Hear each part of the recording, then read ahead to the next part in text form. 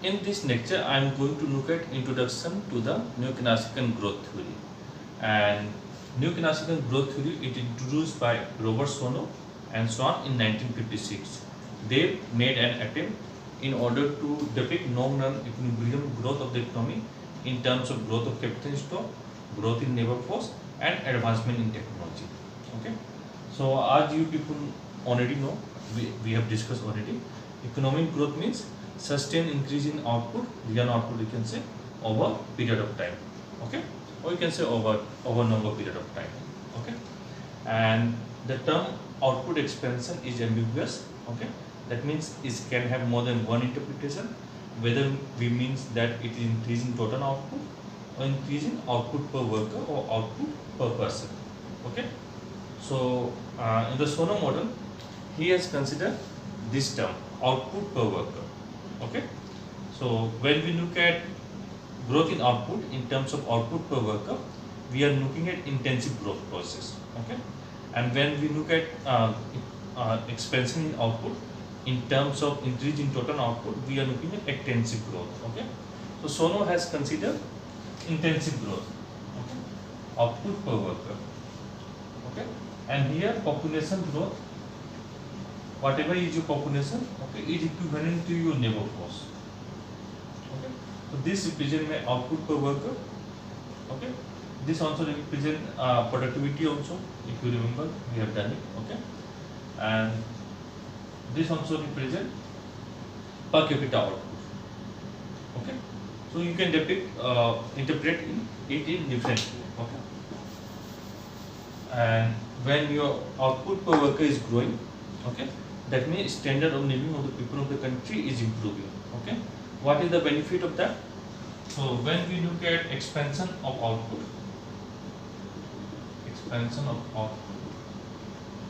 in terms of only output increase, okay, so your output is increasing, maybe at the same time population is also increasing and it is increasing faster than your increase in output. Okay, so what we will see that over a longer period of time, the standard of living of the people of the country is not improving given other factors. Okay, so when we look in terms of output per worker, okay, so when this is increasing, we can say that there is an improvement of standard of living of the people of the country. Okay, so Sono has considered this intensive form of growth, and everything we will convert in per worker term, okay, or per capita term, in order to analyze different variable in the model.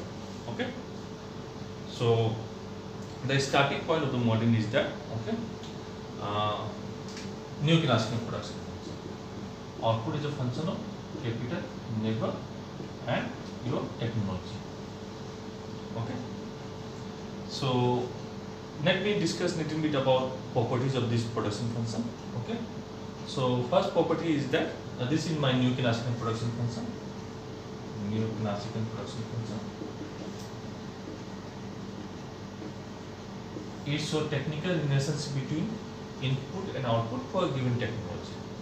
Okay, this I will talk later on. Okay, and first property is that it exhibits constant return to scale.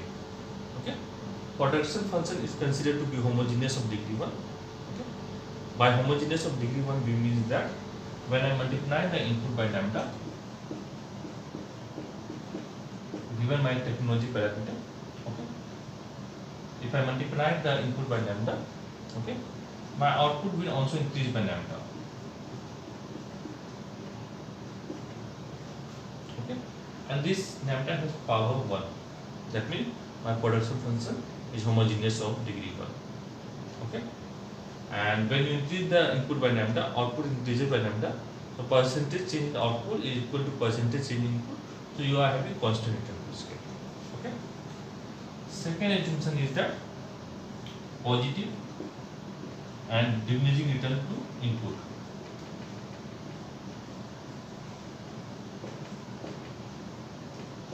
Okay, that means whenever I am adding capital, okay, or whenever I am adding labor, keeping other factor constant, okay, every addition unit of labor, okay, it adding positively to the output. So F prime n is positive. Similarly, f prime k is positive. Okay. So what here we are saying that given the capital stock, okay, if I am adding capital, every unit of capital is adding positively to the output. Okay, but each additional unit of neighbor, okay, given the capital stock, it is adding less amount of output. Okay, say you have neighbor force 1 unit, marginal product neighbor, that neighbor is adding 6 unit of output. Okay, you introduce second neighbor, it is adding positively to your output. So suppose it add 5 unit. Okay, so it is adding positively, okay, but at decreasing rate. The output will be increasing. Total output is 6 here, because total product neighbor is a summation of your marginal product neighbor here 11. So your output is increasing and decreasing rate. So third unit of neighbor add only 3 units, so you have 40. Fourth unit of neighbor only add 1, so you have 50. And fifth unit of neighbor add 0, okay, you have 15 continuing. Okay, we have considered the case where marginal product of input is positive given other factor. Here capital stock is given, so we will consider up to this point. Okay, so each input is adding positively given the capital stock, but I will keep increasing that input, say neighbor, keeping other input constant, say neighbor or capital. Okay, so each additional unit of my neighbor is adding less amount of output, but it is adding positively. Okay, so my total product is increasing at decreasing rate. Okay, so shape will be like this. Okay, this is my second properties, that marginal product of input is positive. Okay, and as we keep adding that input given the other input, like I keep adding capital stock given the neighbor cost. Okay, each addition or subsequent unit of my capital stock is adding next to output. Okay, now third is your Inada condition.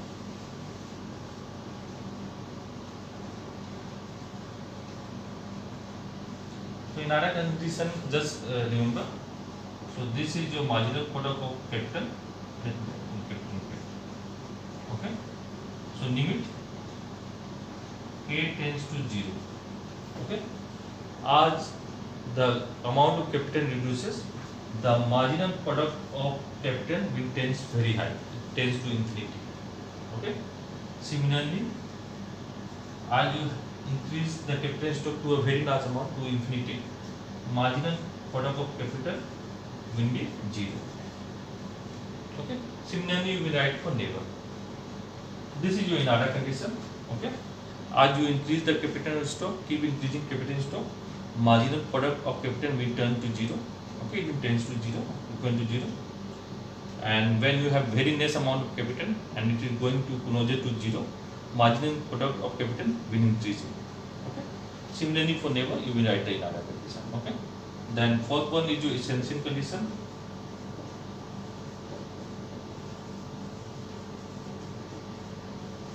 Okay, so here f of 0 comma n, right now I am not using technology. Okay, just writing simply f of k comma 0 equal to 0.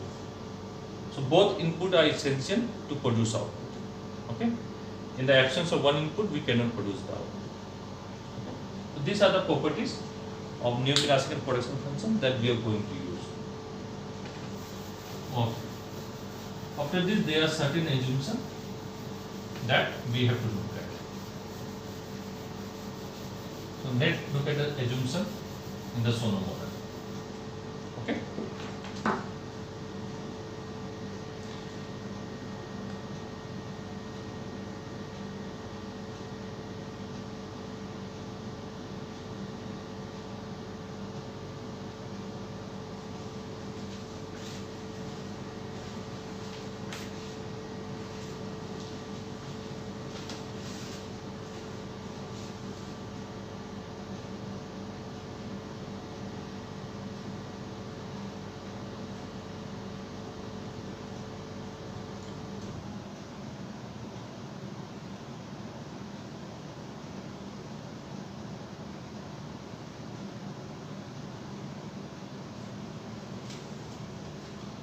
Okay.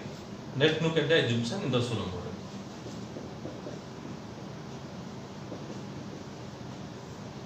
So first assumption is that like you have done Knausich and Keynesian, okay. So we are considering one good model, okay. So one commodity is produced, and same commodity is used for consumption as well as for investment, okay. Second is your labor and capital are substitute, okay. We can substitute labor for capital and capital for labor. Take this example. I am just doing a simple isochrone. Okay. Here you have capital, you have labor. So you can use say 5 units of capital and 2 units of labor, or 3 units of capital and 5 units of labor to produce same output. Okay.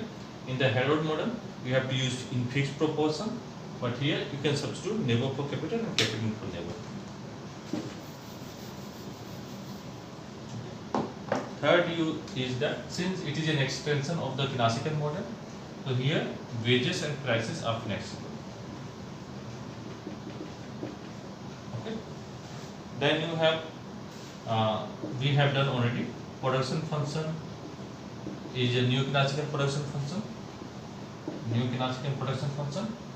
and it exhibits constant return to scale. You can write homogeneous of degree 1 and exhibit constant return to scale.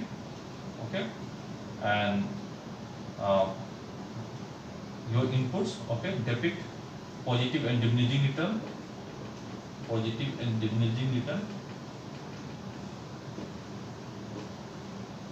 input depict positive and diminishing return, and is satisfied in order and essential condition. Okay. Fifth, we start with full employment of labor force. Okay, the model start with full employment of labor force. Then you have technical progress, the term that we have here. Like output is a function of capital, labor, and A. Okay. So here A is your total factor productivity, and it is also called Sono residual that I am going to discuss later on. Okay. So what this A term does is that, okay, it explains the increase in output for the same amount of capital and labor. Okay. Suppose I am using same amount of capital and labor. Say capital I am using 100 units, labor I am using 500 units. Okay. I am producing output Y10. Okay. By using the same amount of capital and labor, okay, if output produced increases from Y10 to say Y50, okay, so we say that it is increasing productivity of one input taken together. Okay, this A can be understood in this way. Okay,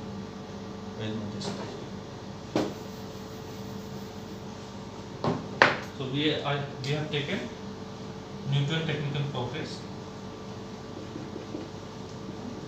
Then you have assumption of saving is a proportion of income.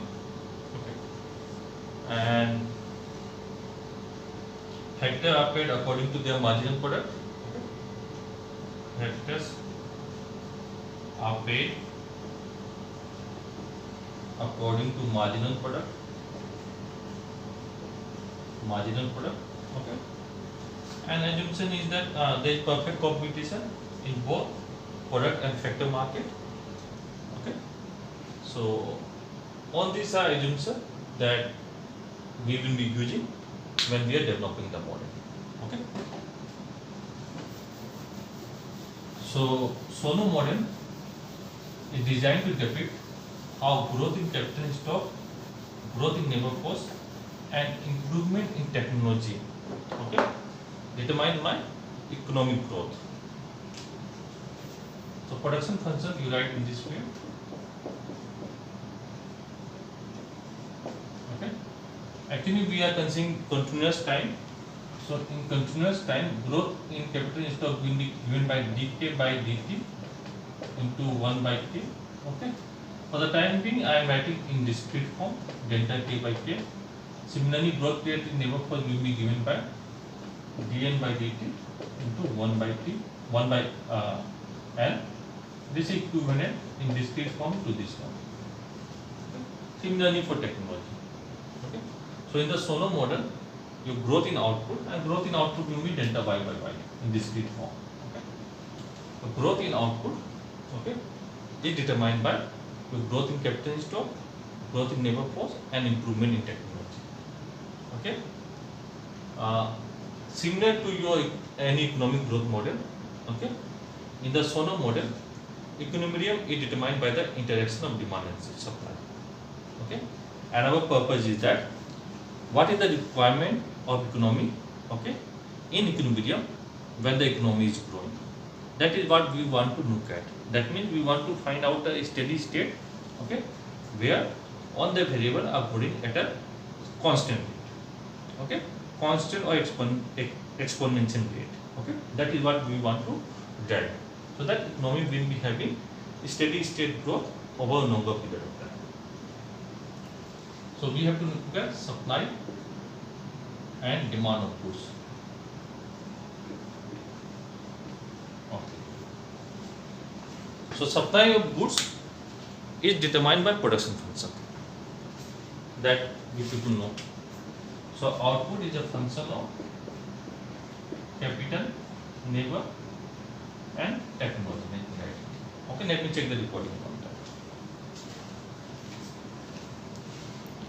Okay. So output is a function of capital, labor, and your technology. Okay.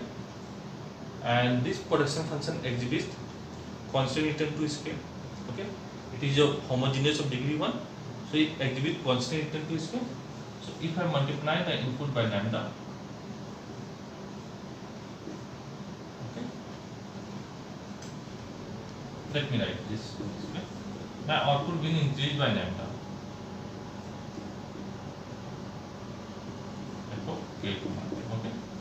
For the time being, for the initial development, just take rate of growth of population to be constant.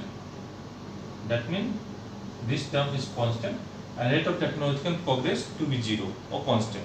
Okay. So I am not writing this term in my production function for the time being. Okay. When we will be using the technology term, I will introduce that one. Okay. So our output is a function of capital and labor. I am just writing this. Okay. So when I increase the input, because my production function is homogeneous of degree 1, it exhibits constant return to scale. Okay. So when I increase my input by lambda, okay, my output will increase by lambda. Okay. So this I can write as lambda y equal to f of lambda k comma lambda n. Net lambda equal to 1 by n. Okay. I can write this as output per worker. Okay. Or output per capita, whatever you want to say. This will be equal to f capital per worker, and this will be 1. Okay. So I can write my production function in per worker term. Output per worker is a function of capital per worker. I write in small k, this is small y. This is my output per worker is a function of capital per worker. Okay. And graph will be, as I told you, one of the assumption is that positive but diminishing return. Okay, increasing and decreasing rate. This will be your production function. Here I write output per worker, here I write capital per worker, and this is your graph of production function. Okay, in terms of per worker. Okay, so this is for my supply side. Now I will look at the demand side. So remember this equation and this graph. Okay, now I have the other part. According to Sono, demand consists of consumption expenditure demand and investment expenditure demand. Okay. From demand side,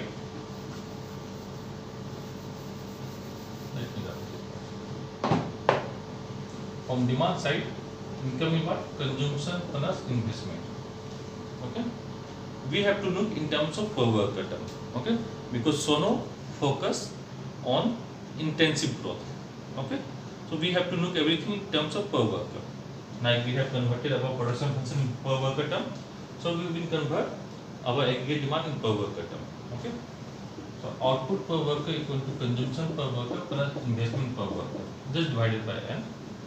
Now what is this term that we have to know? Okay, consumption per worker. So income, we know we consume or save.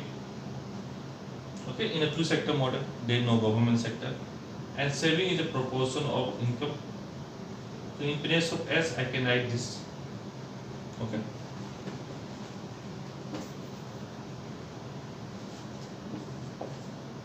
Take this term that side, it will be y 1 minus s. This is your marginal profit to save. Okay, equal to consumption.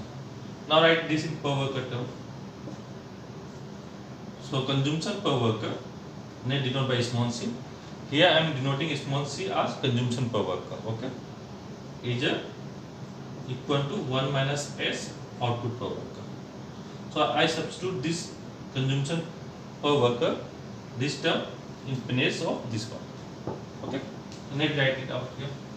This is my output per worker, I write small y. This is my investment per worker, I write small I. And this term I can write as 1 minus s y. Take this term that side. Okay, you will get s y equal to I. S is your margin profit to save, y is your output per worker, I is your investment per worker. This is my investment per worker. Okay, now look at this term. Saving is proportion to income. Okay, so saving per worker will be equal to this term, marginal profit to save times output per worker. Okay, so this is saving per worker will be equal to S1. This term is same as this term. This term represents my marginal profit to save times your output per worker is nothing but saving per worker. Saving per worker. Okay, so in equilibrium, saving per worker equal to investment per worker from demand side. Okay, from demand and supply we will be having equilibrium when this output is equivalent to this much. Okay, so in equilibrium, okay, S of Fk, saving per worker in equilibrium must be equal to investment per worker. Okay, and saving line between 0 and 1. So we have drawn a graph of this one. Okay, now I want to draw a graph of saving per worker in equilibrium. Okay, so saving line between 0 and 1, graph must lie between this, and saving is around 30%, 40%. In some cases, developed country 50%. So we have to draw here. This is my saving per worker graph. Okay, saving per worker graph is like this. So S line between 0 and 1. Okay, now look at this one, distance. This distance represents my saving per worker or investment per worker. Okay, so output per worker is what? Consumption per worker plus saving per worker. Okay, the remaining part is your consumption per worker, and this is your output per worker. Okay, this term you can take it from here. Okay, so this is what we have from demand side and supply side. Okay, next I am going to look at growth in capital stock equation. Okay, so first equation we have this one. Okay, so let me write here on top. So from supply side we have output per worker is a function of capital per worker. From demand side we have saving per worker is a function, saving per worker equal to investment per worker. In equilibrium we have this thing. Okay, now we have that graph. Okay, before I talk about growth in capital stock, let me talk about depreciation. Okay, depreciation. Investment, you know, it is addition to capital stock. Okay, like in plant and machinery. Depreciation is some proportion of your capital stock. Okay. So here depreciation is taken to be constant, and it is some proportion of your capital stock. Suppose your capital stock is say 120, okay, and depreciation rate is say 0.1, say 10%. Okay. So depreciation is delta KT. So 120 into 0.1. Okay. That means 12 unit of capital stock will be depreciated. Okay. So you have a proportion graph. Depreciation is a proportion of capital stock. So in technical video I have shown that here you have depreciation, and you can write in per worker term also. Depreciation per worker, okay, whatever you can do it. So per worker term it will be from the origin. Okay. This is delta K. It's not K. Okay. So in a proportional relationship you have a graph from the origin. Okay. And depending upon how much depreciation you have, it can be steeper or flatter. Okay, so depreciation I have defined. Now net, everybody know, equal gross minus depreciation. Okay. So investment that I am taking is gross investment. So investment was addition to your capital stock. KT plus 1 minus KT. Okay, this is now I am doing equation growth in capital stock. Okay. So investment was KT plus 1 minus KT. Okay. Then you will add depreciation. This is your net addition to the capital stock. Okay. Plus depreciation is what? Delta KT. Okay. So write in this per capita term or per worker term. Investment per worker equal to capital per worker in period T plus 1. This is capital per worker in period T, and this is capital per worker in period T. Okay. You can write substitute into T plus 1 because population growth is constant. It will not make much. You can write this thing. You can write this thing. Whatever. So this is my investment per worker. This is what? Change in capital stock per worker. I just add small plate. Okay. Plus delta change in capital stock. This is my depreciation per worker. Okay. So from here I can write change in capital stock per worker equal to investment per worker minus depreciation per worker. Okay. So investment increases capital stock. My investment per worker increases capital stock per worker. Okay. And depreciation reduces capital stock. Okay. So the difference between these two give me my change in capital stock. Okay. Now I am just making per worker term silent. Okay. Just understand the argument. Investment increases the capital stock. Depreciation reduces the capital stock. Okay. So the difference between these two give me my change in capital stock. Okay. So investment per worker we have derived in equilibrium is equal to this term. So write up this term. Okay. So change in capital stock per worker will be equal to this term. Okay.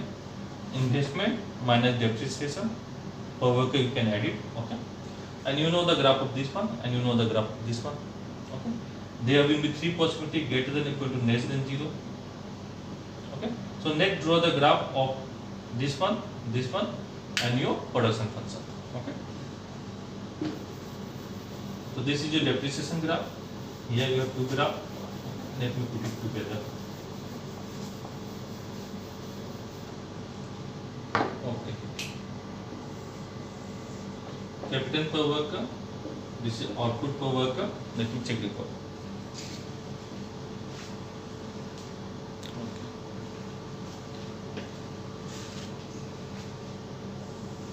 This is production function, increasing and decreasing rate. Okay. Output per worker is a function of capital per worker. This is a saving per worker graph. Okay. Investment per worker graph. And this is a depreciation graph. Okay. So first I want to look at this case, greater than 0. Okay, so this is investment per worker. Okay, you can look at it here, investment per worker in equilibrium. Okay, here we have derived from here. So investment per worker is greater than depreciation per worker. So let me write in this way: investment greater than depreciation. Okay. So when investment greater than depreciation, what is by definition? What by definition we mean investment addition to the capital stock. Okay. So investment per worker is more than depreciation per worker.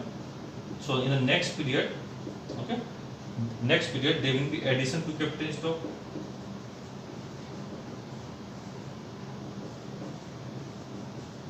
Okay. Remember, investment has dual role. Okay. Here in the SONO model, we are only looking at only one role, addition to the productive capacity, and it will come up in the next period. Okay. In the Harrod model, it has dual role. In the short run, it increases income, and in the long run, add to the productive capacity. Okay. So here that is why we can see next period. Next period, it add to the productive capacity. So look at this point. Okay. Here your investment, this graph. Okay. Investment per worker is more than depreciation per worker. This point belongs to your depreciation graph. Okay. So this is suppose your K1, capital per worker is K1. Okay. So what will happen is that next period capital stock will start to increase. Okay. Now look at this point. Denoted by K star. Okay. So at this point, your investment per worker equal to depreciation per worker. Okay. So there is no change in capital stock per worker. Okay. So there is neither increase nor decrease in the capital stock per worker. Okay. Third one. It is less than delta. So investment per worker is less than depreciation per worker. Okay. So what will happen when your depreciation is more than investment? Okay. Say this point here, corresponding to capital per worker K2. Okay. This is corresponding to K1. Okay. This is corresponding to K2. This is capital per worker. This is also capital per worker 1. This is K star. Okay. So if you depreciation, I am making sign per worker, depreciation more than investment. Okay. So every year we are out, capital stock is more than what we are adding to the capital stock. So next period, capital stock will form. Capital stock will form, and we reach here. Okay. That is why K star. Okay. Where investment per worker equal to your depreciation per worker. Okay. Is called steady state level of capital stock. Okay. So it is that level of capital stock, okay, at which economy will remain forever, given the saving propensity and your depreciation rate. Okay, and we have assumed that there is no population growth, and no technological progress. No technological progress. Okay, and we want to look at effect of saving on your long run equilibrium. Okay. So when we are considering no population growth with no technological progress, okay, given your saving propensity, if it is higher, this curve will be much higher. Okay, it will be from here. So your steady state level of capital stock per worker will be higher. Depreciation, if it is high, it will be steeper. If it is low, it is flatter. So your steady state level of capital stock will be different. Okay. So given your depreciation rate and saving propensity, K star denote my steady state level of capital stock. Okay, it is my equilibrium level of capital stock. Okay, producer has no incentive to deviate from this K star. Okay, corresponding to this K star. Okay, Y star represents my steady state level of output. Okay, so the economy, if it achieves this K star level of capital stock, given our assumption, okay, given your saving propensity and your depreciation rate. Okay, y star will represent my long run steady state equilibrium output. Okay, this is what we have in the initial development of the model. In the next lecture, we will develop it more. I hope this is clear. Okay, draw the graph properly, and then you have to practice integrate, then it will be more clear. Okay, I hope this video is helpful. Thank you for watching.